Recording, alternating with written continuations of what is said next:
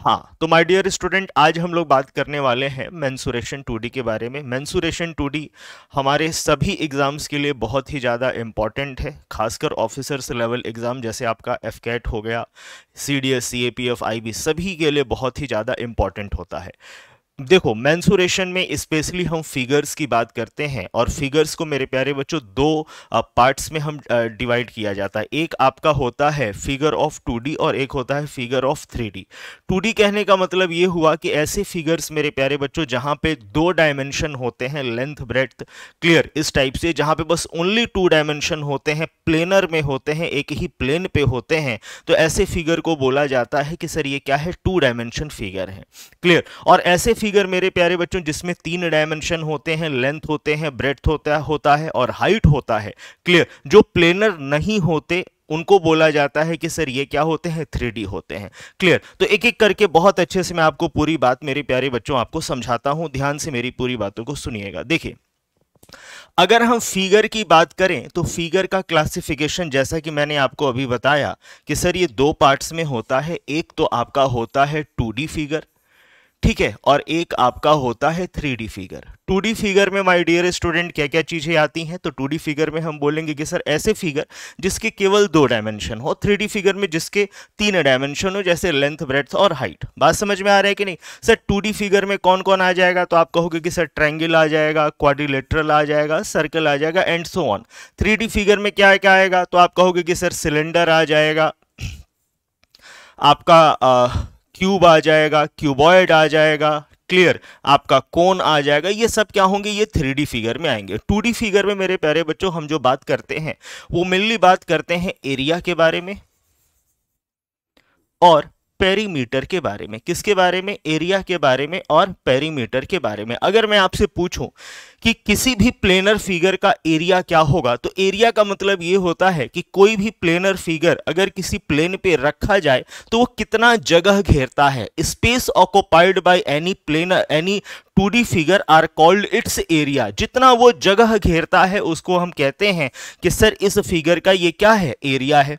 अगर हम बात करें पेरीमीटर का, तो पेरीमीटर का मतलब क्या होता है कि सर कोई भी बाउंडेड फिगर, कोई भी बाउंडेड 2D फिगर, ये जितने साइड्स से मिलके बना होता है बच्चों, उसको कहा जाता है पेरीमीटर। जैसे मान लीजिए कि अगर ये ट्रायंगल है, मैं बोलूं कि ये हमारा ए है, ये बी है और ये सी है, इनका पेरीमीटर कितना आएगा, तो सिंपल अपने दिमाग में एक बात रखो, सम ऑफ ऑल द साइड, मतलब कि ए प्लस बी प्लस सी। बात समझ में आ रहा है कि नहीं? ये इनका क्या होगा, पेरीमीटर होगा। मेंसुरेशन में हम एक एक करके एक एक फिगर्स के बारे में बात करेंगे। जैसे आज के सेशन में हम लोग बात करने वाले हैं ट्रायंगल के बारे में। ये सर ट्रायंगल में क्या क्या चीजें होती हैं, किस प्रकार से होता है, इनका फॉर्मूला किस प्रकार से बनता है, तो बड़े ध्यान से बातों को सुनिएगा। तो स्टार्ट करते हैं बच्चों मेंसुरेशन 2D में हम ट्रायंगल के बारे में कि सर ये ट्रायंगल क्या होता है और इनके एरियाज, पेरीमीटर किस प्रकार से हम निकालते हैं। अगर हम ट्रायंगल की बेसिक बात करें तो आप कहोगे कि सर ये एक ऐसा बाउंडेड फिगर होता है जो 3 साइड से बाउंडेड होगा, क्लियर, जहां पे 2 लाइन एक दूसरे को कट करेंगे वो हमारा कहलाएगा कि सर ये क्या है, पॉइंट है, और यहां पे एक एंगल का फॉर्मेशन होगा, क्लियर। तो आप कहोगे कि सर यहां पे 3 वर्टिसेस हैं, ए, बी और सी, ठीक है, 3 साइड्स हैं, 3 एंगल हैं, तीनों एंगल का सम 180 डिग्री के बराबर होगा, क्लियर। और साथ में किसी भी 2 साइड का जो सम होगा, जैसे A B plus B C is always greater than third side, is always greater than third side. ये बात हमेशा दिमाग में बैठाए रखिएगा। Sum of any 2 side is always greater than third side, ना बराबर होगा ना छोटा होगा, clear. Difference of these 2 sides, difference of these 2 side is less than third side. इन दोनों का जो डिफरेंस होगा वो थर्ड साइड से क्या होगा बच्चों, छोटा होगा, क्लियर। अब आप यहां पे देख रहे हो कि सर यहां पे एंगल है और साइड है। इसका मतलब कि ट्रायंगल का जब हम डिवीजन करते हैं तो 2 आधार पे करते हैं। एक तो होता है sir with respect to angle और दूसरा विथ रिस्पेक्ट टू साइड। अगर हम एंगल की बात करें तो बड़े ध्यान से सुनिएगा, अगर सभी एंगल मेरे प्यारे बच्चों 90 डिग्री से कम होते हैं, क्लियर।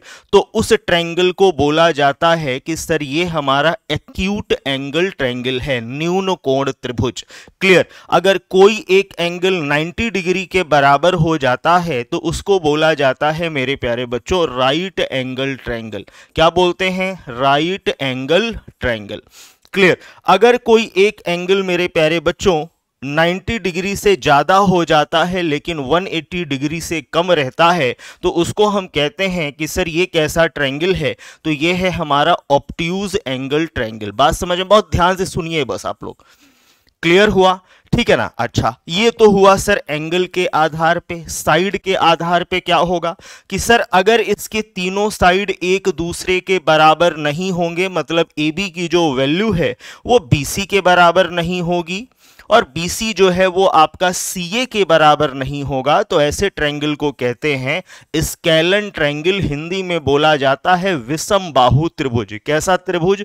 विषम बाहु त्रिभुज। और स्केलन ट्रायंगल जो होगा मेरे प्यारे बच्चों, इनका एरिया भी अलग तरीके से निकालेंगे, आगे हम लोग इसके बारे में बात करेंगे। अभी बस सिंपल ये जानते हैं कि ट्रायंगल्स का डिवाइडेशन कैसे किया जाता है। दूसरा, अगर मेरे प्यारे बच्चों इनके दो साइड्स एक दूसरे के बराबर हो, AB is equal to BC हो but not equal to CA हो, मतलब कि दो साइड्स एक दूसरे के बराबर हो लेकिन वो थर्ड साइड के बराबर नहीं होते, तो ऐसे ट्रायंगल को मेरे प्यारे बच्चों बोला जाता है आइसोसेलेस ट्रायंगल।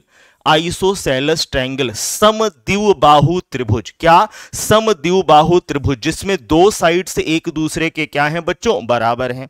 अगला है हमारा कि सर अगर इनके तीनों साइड से एक दूसरे के बराबर हो, मतलब कि AB बराबर BC बराबर CA, अगर सभी साइड से एक दूसरे के बराबर हो, थोड़ा कमेंट में बता दीजिए ऐसे ट्रायंगल को हम क्या बोलेंगे?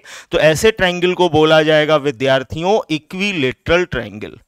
These triangle are called equilateral triangle, समबाहु त्रिभुज। तो एंगल और साइड के आधार पे ट्रायंगल का डिवीजन इस प्रकार से किया जाता है। उम्मीद करते हैं कि आप इस बात को समझ रहे होंगे। क्लियर। अब बात ये आती है कि सर मेंसुरेशन में हम इनके एरिया और पेरीमीटर के बारे में बात करेंगे, तो अब हम इसी पे चर्चा करते हैं कि इन ट्रायंगल्स का एरिया और पेरीमीटर किस प्रकार से निकाला जाता है। क्लियर। तो सबसे पहले बच्चों मैं आपको बता दूं कि कभी भी अगर किसी भी ट्रायंगल का एरिया निकालना होगा, तो एरिया का मतलब आपने तो ये समझ लिया कि सर कोई भी प्लेनर फिगर अगर किसी प्लेन पे रखा जाता है, किसी सतह पे रखा जाता है, तो कितना वो जगह घेरता है उसको हम कहते हैं कि सर वो उसका एरिया होगा। क्लियर। अब हर फिगर का एरिया निकालने के लिए ना कुछ हमारे पास फॉर्मूलाज होते हैं, कुछ हमारे पास मानक होते हैं। जैसे अगर हम ट्रायंगल की बात करें कि सर ट्रायंगल का एरिया कितना आएगा, तो हमेशा एक बात याद रखना बच्चों कि अगर ट्रायंगल का हमको हाइट पता है, क्या? अगर ट्रायंगल का हमको हाइट पता है कि ये ट्रायंगल की ऊंचाई कितनी है और साथ में अगर हमको इसका आधार पता है, तो सीधे हम कहेंगे कि सर इसका एरिया कितना आएगा? 1/2 आधार गुणे ऊंचाई। ये ट्रायंगल कैसा भी हो हमको इससे कोई मतलब नहीं है। अगर हमको ये पता है कि इस ट्रायंगल का हाइट इतना है और बेस इतना है, तो एरिया हम डायरेक्ट इसका लिख सकते हैं 1/2 बेस इंटू हाइट। बात समझ में आया? लेकिन दिक्कत की बात ये आती है ना सर कि मैक्सिमम ट्रायंगल्स में हमको हाइट नहीं पता रहता और इसी वजह से हम अलग अलग फॉर्मूलाज का निर्माण करते हैं। बात समझ में आया? तो अगर आपको हाइट पता हो, वो ट्रायंगल कैसा भी हो, आप डायरेक्ट एरिया ऑफ ट्रायंगल लगा सकते हैं 1/2 बेस इंटू हाइट। बात समझ में आ रहा है कि नहीं? एक बात और ध्यान देना कि एरिया जो होता है बच्चों, ये फिजिकल क्वांटिटी होता है। फिजिकल क्वांटिटी कहने का मतलब ये हुआ कि इनका मैग्नीट्यूड भी होगा और इनका यूनिट भी होगा। अगर मैं बोलूं कि एरिया का यूनिट कितना है, तो आप कहेंगे स्क्वायर यूनिट। कितना है बच्चों? Square unit. क्लियर हुआ? चलिए ध्यान दीजिएगा। अब हम सबसे पहले बात करते हैं स्केलन ट्रायंगल के बारे में। ध्यान से बच्चों, क्या? Scalene triangle. स्केलन ट्रायंगल का मतलब क्या हुआ कि सर ये ऐसे ट्रायंगल होंगे जिनके तीनों साइड से एक दूसरे के बराबर नहीं होंगे। बहुत ध्यान से सुनना है बच्चों, इनके तीनों साइड से एक दूसरे के बराबर नहीं होंगे, मतलब कि अगर इनकी लंबाई आप a मानते हैं, इनकी लंबाई अगर आप b मानते हैं और इनकी लंबाई अगर आप c मानते हैं। क्लियर? ये तीनों भुजाएं, इनके तीनों जो साइड्स हैं वो आपके अलग अलग हैं। क्लियर हुआ? अगर मैं आपसे पूछूं मेरे प्यारे बच्चों कि यहां पे एरिया ऑफ ट्रायंगल आप कैसे निकालिएगा, तो आप कहोगे कि सर अगर इनका ऊंचाई पता होता तो 1/2 बेस इंटू हाइट लगा के हम बड़े आराम से ये ट्रायंगल, इनके बारे में जानकारी हम प्राप्त कर सकते हैं। लेकिन अभी हाइट के बारे में हमको कोई जानकारी नहीं है, तो इसलिए वो फॉर्मूला हम नहीं लगाएंगे, या हमारे पास सर कोई ऐसा तरीका भी नहीं है कि हम इस ट्रायंगल का हाइट निकाल पाए। तो इसके लिए मेरे प्यारे बच्चों हम करते क्या हैं कि एक फॉर्मूला का यूज करते हैं जिसका नाम है हेरन्स फॉर्मूला। क्या? Herons formula. हेरन्स साहब ने ऐसे ट्रायंगल्स का एरिया निकालने के लिए एक बहुत अच्छा फॉर्मूला दिया। वो फॉर्मूला क्या है बच्चों? तो under root of S minus A, S minus B और एस माइनस सी, जहां पे एस का मतलब होता है मेरे प्यारे बच्चों सेमी पेरीमीटर, और सेमी पेरीमीटर मतलब क्या? A plus B plus C by 2। Semi perimeter का मतलब क्या? पेरीमीटर का आधा। S बराबर a plus B plus C by 2। Clear हुआ? तो स्केलन ट्रायंगल के लिए जहां पे हमको नहीं पता कि इसकी हाइट कितनी होगी, वहां पे बच्चों हम हेरन्स फॉर्मूला लगा के इनका एरिया बड़े आराम से निकाल सकते हैं। एरिया ऑफ अ ट्रायंगल हम बड़े आराम से निकाल सकते हैं। इनका पेरीमीटर कितना होगा? तो पेरीमीटर का मतलब होता है sum of all the sides. Clear? तो सम ऑफ ऑल साइड कितना आएगा? a plus B plus C. फटाफट नोट करिए, जल्दी नोट करें और कमेंट में बताएं कि सर नोटेड और नॉट। जल्दी।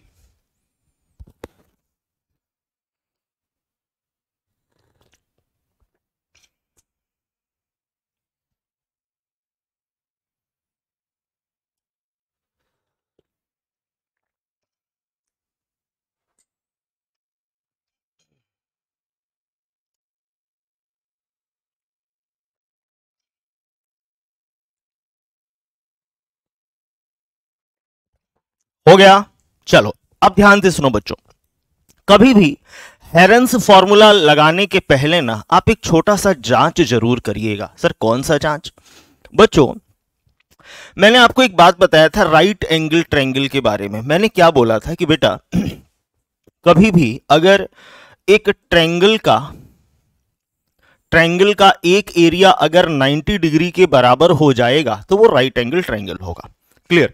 राइट एंगल ट्रायंगल में एक अच्छी बात ये होती है ना कि ट्रायंगल का हाइट स्पष्ट हमको दिखाई देता है कि सर ये ट्रायंगल का हाइट है, और इसका हाइट पता है, इसका बेस पता है, डायरेक्ट इसका एरिया हम निकाल सकते हैं 1/2 बेस इंटू हाइट।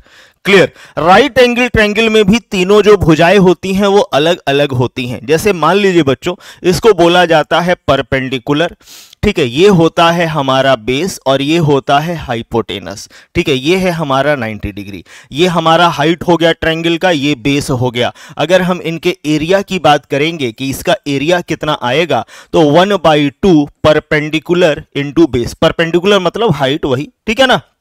अच्छा, लेकिन सर कैसे? अच्छा एक बात और आप देखो कि ये PHB, ये तीनों साइड्स अलग अलग हैं, मतलब कि एक प्रकार से स्केलन ट्रायंगल के अंतर्गत भी आ रहा है, क्योंकि स्केलन ट्रायंगल में मैंने आपको क्या बताया कि तीनों साइड्स अलग होने चाहिए। सर यहां पे भी तीनों साइड्स अलग हैं, बस एक एंगल 90 डिग्री होने से ये ट्रायंगल हमारा क्या हो जा रहा है? राइट एंगल ट्रायंगल हो जा रहा है।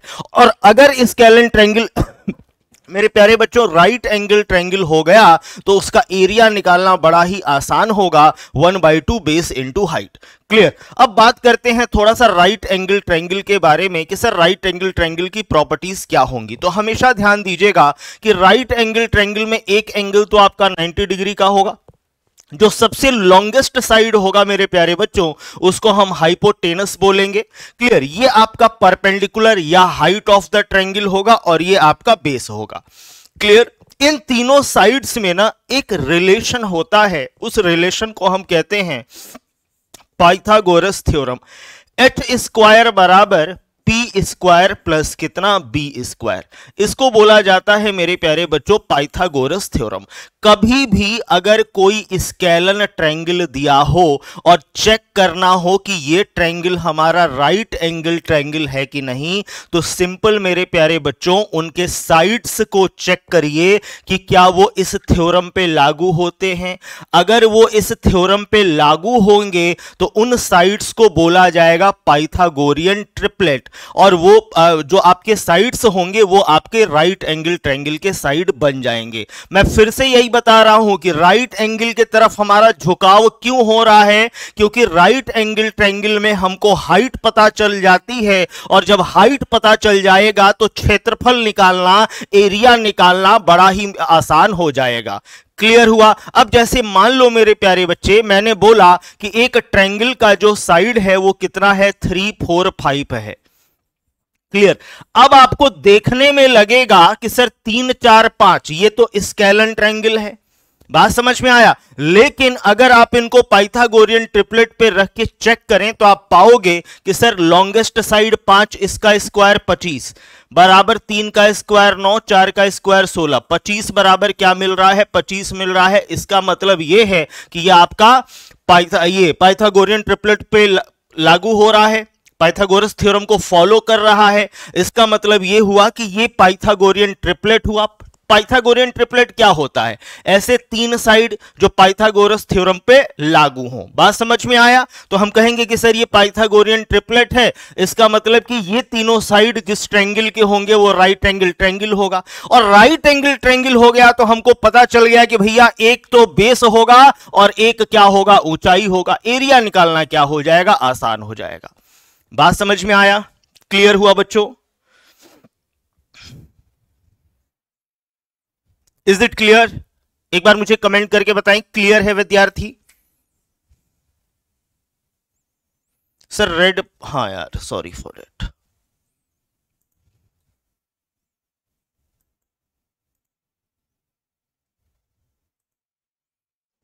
ठीक है, चलिए समझ में आया विद्यार्थियों। कभी भी अगर किसी साइड को चेक करना हो कि वो पाइथागोरियन ट्रिपलेट है कि नहीं, तो इस पाइथागोरस थ्योरम पे आप उसको लागू करवाइए।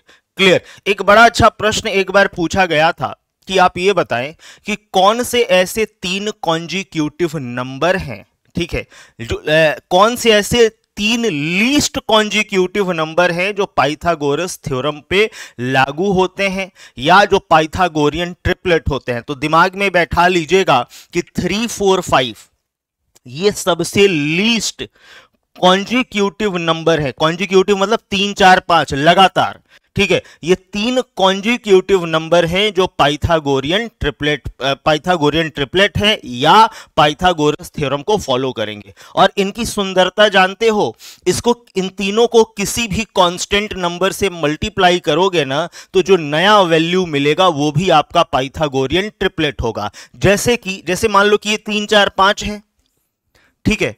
अगर मैं कहूं कि इन तीनों को 2 से गुणा कर दो, तो 2 से गुणा करके क्या मिलेगा, 6, 8 और 10। ये भी क्या होगा मेरे प्यारे बच्चों, ये भी आपका क्या होगा, पाइथागोरियन ट्रिपलेट होगा। क्लियर? अगर मैं कहूं कि इसको 3 से मल्टीप्लाई कर दो, 3 से मल्टीप्लाई करोगे कितना आएगा, 9, 12 और ये कितना आ गया, 15। ये भी आपका क्या होगा, पाइथागोरियन ट्रिपलेट होगा। बात समझ में आया? तो ये बात दिमाग में बैठा लेना कि ये 3 कॉन्जिक्यूटिव नंबर्स हैं जो पाइथागोरियन ट्रिपलेट है, और तीनों में किसी भी कांस्टेंट नंबर से अगर हम मल्टीप्लाई करते हैं तो जो नया हमको साइड मिलेगा वो भी पाइथागोरियन ट्रिपलेट होगा। क्या ये बातें समझ में आ रही हैं सभी को? क्लियर? अगर मान लीजिए scalene triangle right angle triangle नहीं हुआ तो एरिया निकालने के लिए हेरन्स फॉर्मूला का मदद कर लीजिएगा, बड़े आराम से एरिया आपको मिल जाएगा। क्लियर?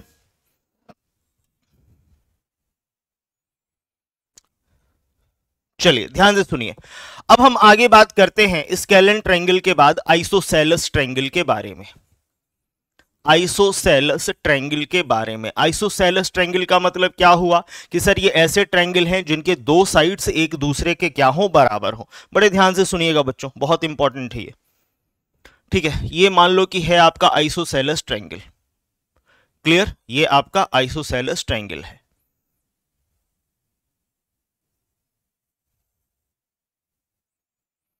ठीक है।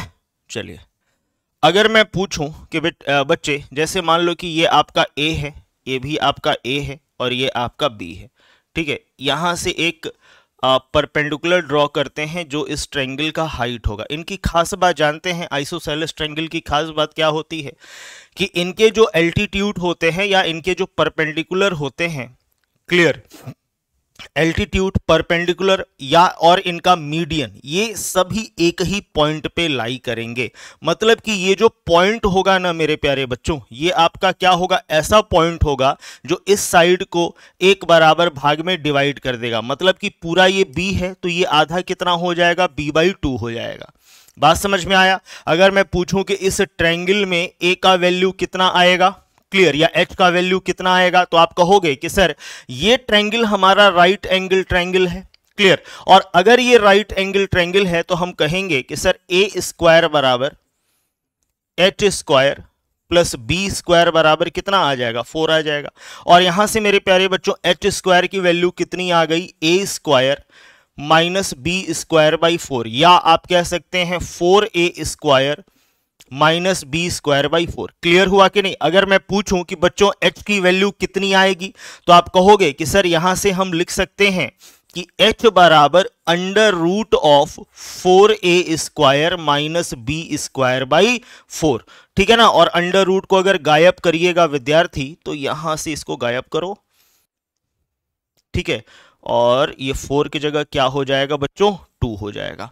h बराबर कितना आएगा, under root of 4a square minus of B square by 2। तो आप कहेंगे कि सर आइसोसेलेस ट्रायंगल में जो ट्रायंगल की हाइट होती है इसकी वैल्यू कितनी हमने निकाली, तो under root of 4a square minus of B square बटा कितना, 2।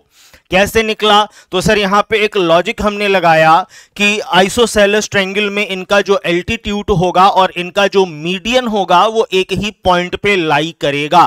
तो मीडियन का मतलब क्या होता है कि सर एक ऐसी लाइन जो मिड पॉइंट को आके जुड़े, क्लियर। तो ये पॉइंट अगर इसका मिड पॉइंट है तो इस पूरे लंबे साइड b को b/2 और b/2 में डिवाइड कर देगा। ये परपेंडिकुलर है तो ये 90 डिग्री यहां पे बनाएगा, मतलब कि ये राइट एंगल ट्रायंगल है बच्चों। और अगर ये राइट एंगल ट्रायंगल है तो यहां से h निकालना by using the Pythagoras theorem, h हम बड़े आराम से निकाल सकते हैं। और इस ट्रायंगल का हाइट हमको पता चल गया under root of 4a square minus B square by 2। और अगर ट्रायंगल का हाइट आपको पता चल गया बच्चों तो एरिया पता करना तो अति सरल हो गया, 1/2 बेस इंटू हाइट। बेस कितना है बच्चों, b, और हाइट कितना है 4a square minus B square by 2, कितना आ जाएगा बच्चों, b/4 under root of 4a square minus B square. Note करिए जल्दी, इसको नोट करें विद्यार्थियों।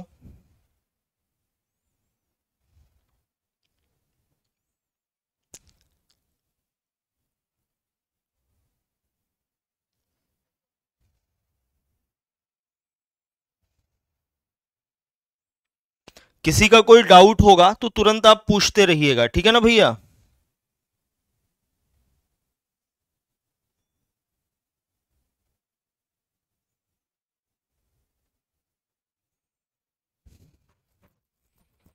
ठीक है, राहुल राजपूत, जब क्लास खत्म होगा ना तो एक बार वीडियो को पीछे करके देख लेना अच्छे से, ठीक है।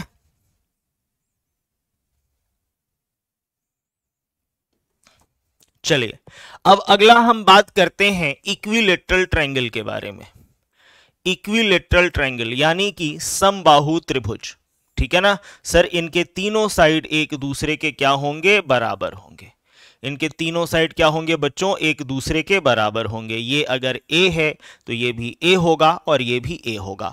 इनकी भी हाइट की भी बच्चों सेम कहानी होती है कि इनका एल्टीट्यूड और मीडियन सेम पॉइंट पे लाई करेगा। मतलब कि सर अगर ये h है तो ये कितना होगा, a/2, और ये कितना, a/2, ठीक है। अगर मैं पूछूं कि क्या मेरे प्यारे विद्यार्थी आप h की वैल्यू निकाल सकते हैं, आप कहोगे बड़े आराम से सर, अभी हमने निकाला था, उसी तरीके से हम इसको भी निकाल लेते हैं। कितना आएगा, a स्क्वायर बराबर h square plus a square by 4, ठीक है कि नहीं।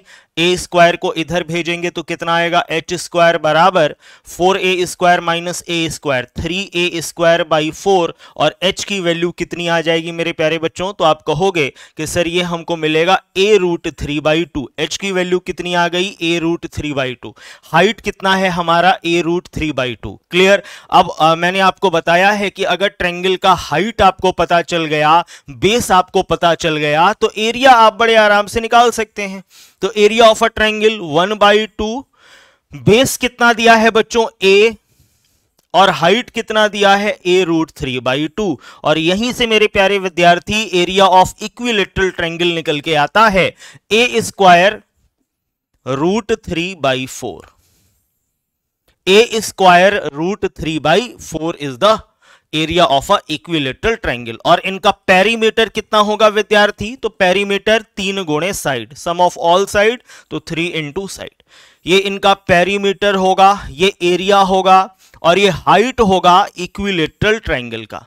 ये क्या होगा बच्चों, हाइट होगा इक्विलेटरल ट्रायंगल का।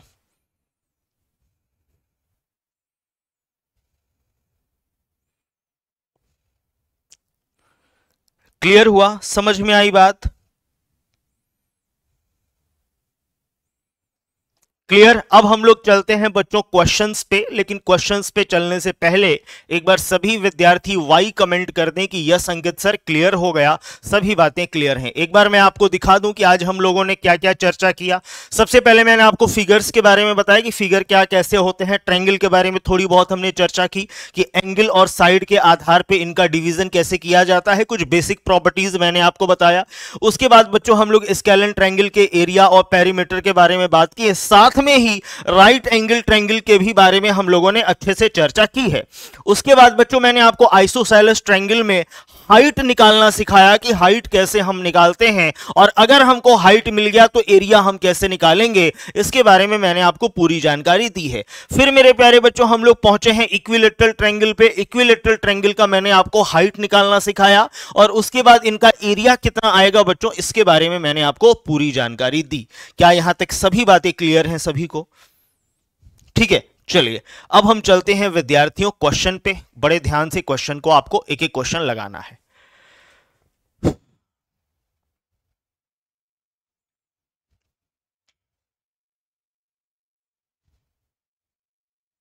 ठीक है, एकदम स्टेप बाय स्टेप लेवल को उठाया जाएगा कि आपको एक एक बातें, एक एक चीजों को अच्छे से आप समझ गए। फटाफट करिए जल्दी से। क्वेश्चन कह रहा है the side of a triangle are 3, 4, 5 respectively, the area of a triangle are. जल्दी, the area of a triangle are.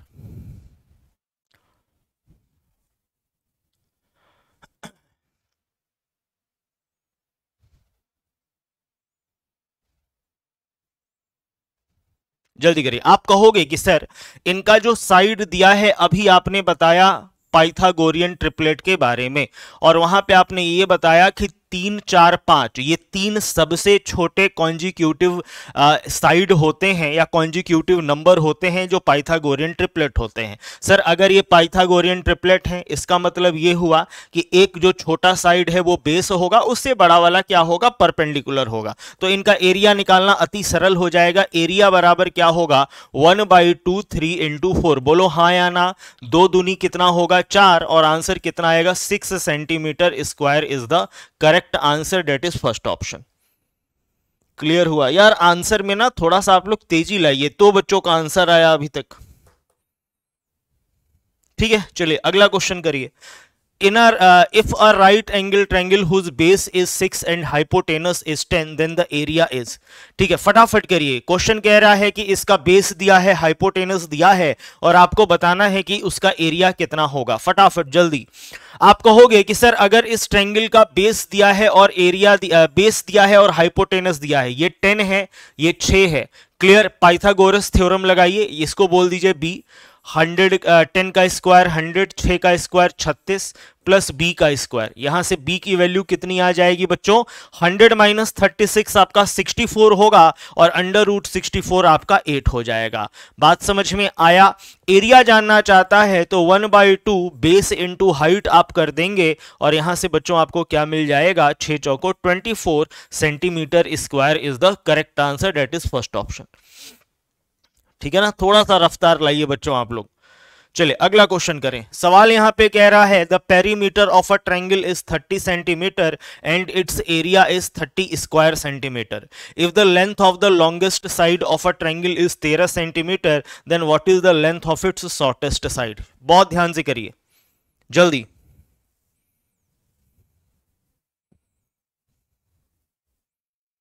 किसमें बेस दिया था बेटे? अच्छा कोई बात नहीं, कोई बात नहीं, अगर बेस दिया था कोई बात नहीं, तो आप उसको उल्टा मान लीजिए, ऐसा थोड़ी कि गलत हो जाएगा। ठीक है, ये आप क्या मान लीजिए, इसको आप 6 मान लीजिए, इसको परपेंडिकुलर मान लीजिए। ठीक है, ये पी का वैल्यू निकल आएगा। ठीक है भैया, चलो करो जल्दी करो।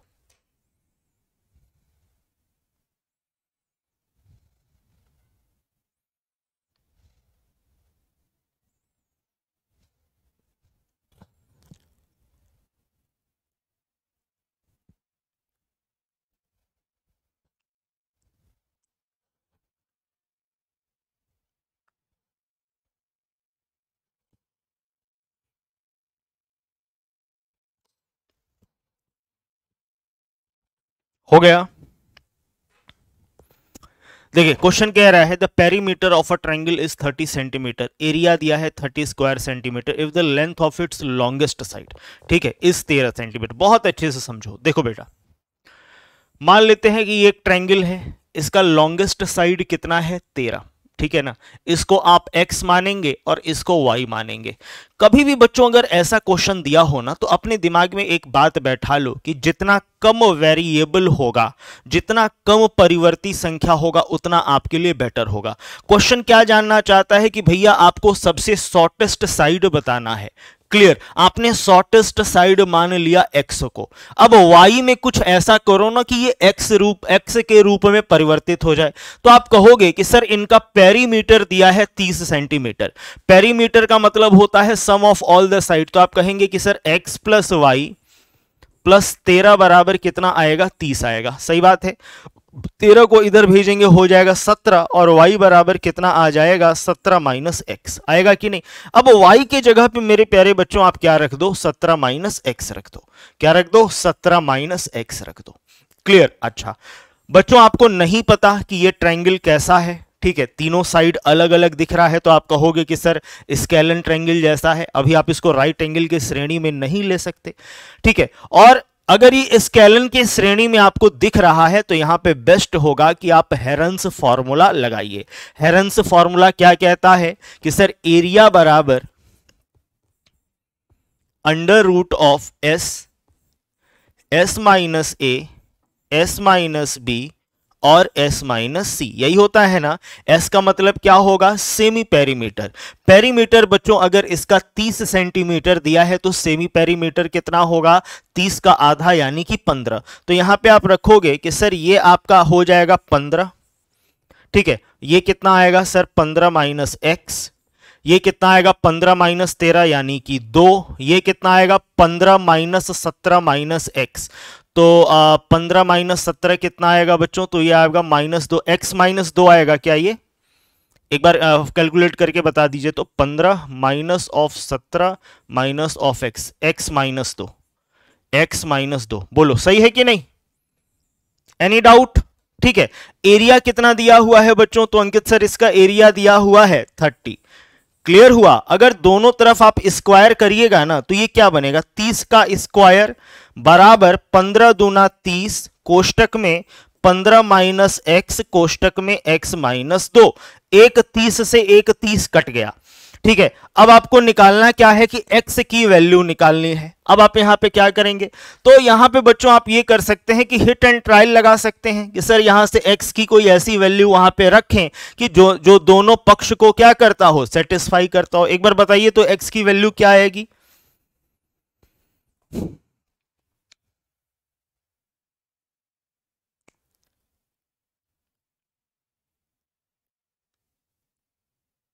जल्दी बताएं, x की वैल्यू क्या आएगी विद्यार्थियों? x की कौन सी ऐसी वैल्यू लें जो इसको अच्छे से सेटिस्फाई करे? जल्दी।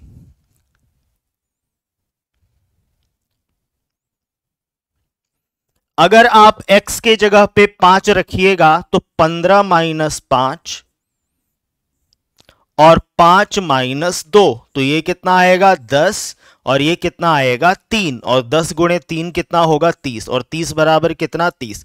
कभी भी विद्यार्थी अगर ऐसा क्वेश्चन आपको मिले ना तो कई छात्र ये सोचेंगे कि अंकित सर क्वाड्रेटिक इक्वेशन बना के सॉल्व करते हैं, बिल्कुल कर सकते हैं, ठीक है ना, और थोड़ा सा वो टाइम टेकिंग भी होगा, लेकिन अगर थोड़ा स्मार्ट अप्रोच लगाएं, आप ऑप्शन की मदद लें और हिट एंड ट्रायल से क्वेश्चन को डील करें, तभी आपका ये आंसर बड़े आसानी से आ जाएगा।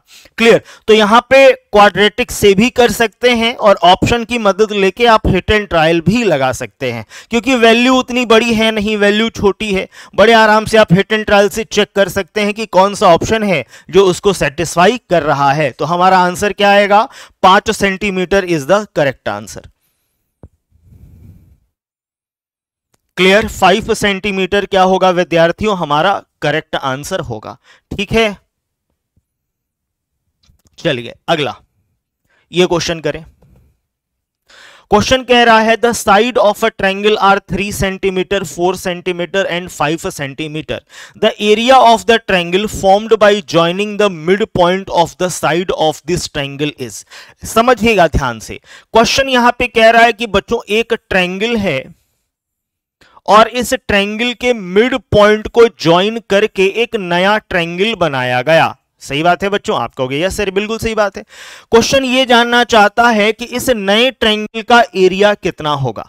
क्लियर? तो यहां पे बच्चों हम लोग एक कॉन्सेप्ट यूज करते हैं जो कि मैं आपको ज्योमेट्री में पढ़ाऊंगा, ठीक है ना। एफकेट वालों में या आईबी में जो ज्योमेट्री है नहीं तो उसका कोई मतलब है नहीं, ठीक है। सीडीएस वाले छात्र ज्योमेट्री पढ़ेंगे, ठीक है, लेकिन वो जो कॉन्सेप्ट है उसको दिमाग में बैठा लेना। कॉन्सेप्ट ये है मेरे प्यारे बच्चों कि कभी भी किसी ट्रायंगल में ना अगर आमने सामने के मिड पॉइंट को ज्वाइन करके एक लाइन अगर आप ड्रॉ करते हैं तो ये जो लाइन होगा ये सामने वाले साइड के क्या होगा? पैरेलल होगा, समांतर होगा और आधा होगा। क्लियर? और सभी मिड पॉइंट को ज्वाइन करके अगर आप एक ट्रायंगल बनाते हैं ना, बहुत ध्यान से सुनिएगा बेटा, अगर सभी मिड पॉइंट को ज्वाइन करके अगर आप एक ट्रायंगल बनाते हैं तो ये जो नया ट्रायंगल आप जो देख रहे हो ना व्हाइट कलर में जो है, ये इस ट्रायंगल का जो एरिया होगा ये बड़े वाले ट्रायंगल के एरिया का 1/4 होगा। मतलब कि अगर इसका नाम मैंने बोल दिया ABC और इसको मैंने बोल दिया OPQ, तो OPQ का जो आपका एरिया होगा वो ABC का कितना होगा? 1/4 होगा। और साथ में मेरे प्यारे बच्चों आप यहां पे देख रहे हो कि छोटे छोटे और भी ट्रायंगल दिख रहे हैं, जैसे एक ट्रायंगल ये है, एक ट्रायंगल ये है और एक ट्रायंगल ये है। इन सभी चारों ट्रायंगल का, चारों छोटे छोटे ट्रायंगल का जो एरिया होगा ना वो एरिया एक दूसरे के बराबर होगा। तो यहां पे दो बातें आपने देखी। पहली बात है क्या कि sir area of triangle OPQ is equal to area of triangle ABC का 1/4, ठीक है ना। ये पहली बात आपने देखी। दूसरी बात मेरे प्यारे बच्चों, ये जो छोटे छोटे ट्रायंगल हैं, area of triangle BOQ is equal to area of triangle OPQ, इसको लिख लीजिएगा, ठीक है ना। और एरिया ऑफ ट्रायंगल AOP,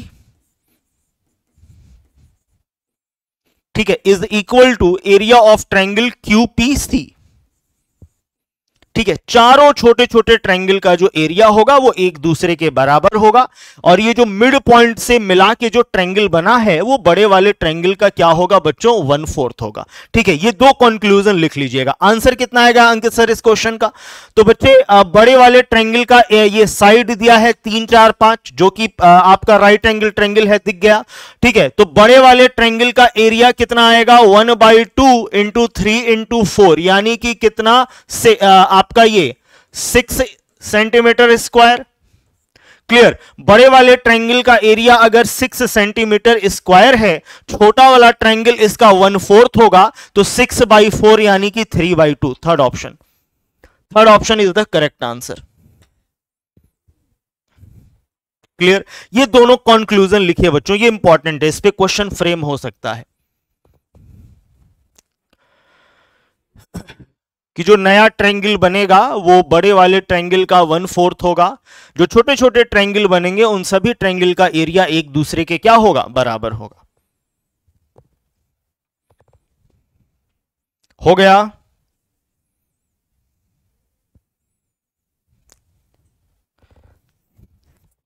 हो गया विद्यार्थियों?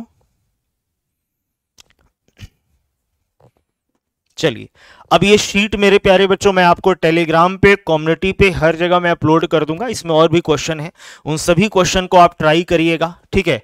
ये क्वेश्चन नंबर 5 मैं आपको दे देता हूं होमवर्क, इसका आंसर आप मुझे कमेंट सेक्शन में देना। और इसी के आगे हम लोग कल कंटिन्यू करेंगे। कल हम लोग क्वाड्रिलेटरल के बारे में बात करेंगे और ट्राइंगल के जो मिसलेनियस क्वेश्चन इस शीट के जो होंगे उन क्वेश्चंस को हम लोग सॉल्व करेंगे। क्लियर? उम्मीद करते हैं बच्चों आपको सभी बातें बहुत अच्छे से समझ में आई होंगी। क्लियर?